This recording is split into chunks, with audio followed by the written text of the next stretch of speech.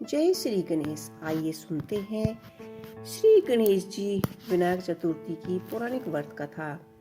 विनायक चतुर्थी व्रत की पौराणिक व्रत कथा के अनुसार एक बार भगवान शिव तथा माता पार्वती नर्मदा नदी के किनारे बैठे थे। वहां माता पार्वती ने भगवान शिव से समय व्यतीत करने के लिए चौपड़ खेलने को कहा। शिव चौपड़ खेलने के लिए तैयार हो गए, परंतु इस खेल में हार जीत का फैसला कौन करेगा, ऐसा प्रश्न उठाने समक्ष उठा तो भगवान शिव ने कुछ तिनके एकत्रित कर उसका एक पुतला बनाया। पुतला बनाकर उसमें प्राण प्रतिष्ठा कर दी और पुतले से कहा कि बेटा, हम चौपड़ खेलना चाहते हैं, परंतु हमारी हार जीत का फैसला करने वाला कोई नहीं है, इसलिए तुम बताना कि हम दोनों में से कौन हारा और कौन जीता। इसके बाद भगवान शिव और माता पार्वती का खेल शुरू हो जाता है। यह खेल 3 बार खेला गया और संयोग वंश से तीनों बार माता पार्वती ही जीती।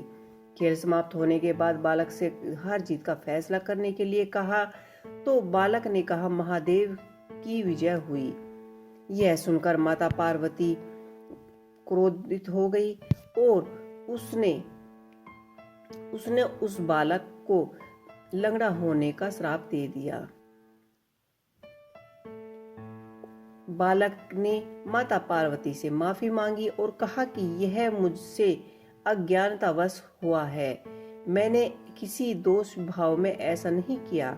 बालक द्वारा क्षमा मांगने पर माता पार्वती ने कहा कि यहाँ गणेश पूजन के लिए नाग कन्याएं आएंगी, उनके कहे अनुसार तुम गणेश व्रत करो, ऐसा करने से तुम मुझे प्राप्त करोगे।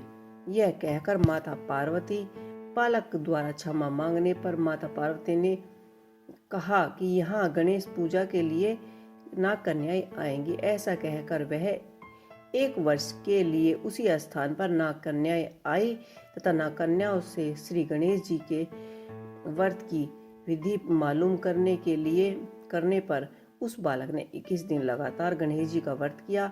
उसी के श्राप से गणेश जी प्रसन्न हुए। उन्होंने बालक को मनोवांछित फल मांगने के लिए कहा।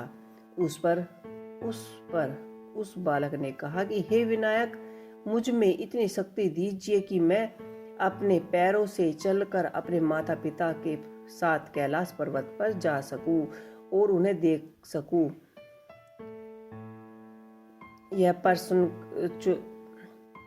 यह देख वह प्रसन्न हो गए। तब बालक को वरदान देकर श्री गणेश जी अंतर्धान हो गए। इसके बाद वह बालक कैलाश पर्वत पर चला गया और कैलाश पर्वत पर पहुंचने की अपनी कथा तथा भगवान शिव को सुनाई।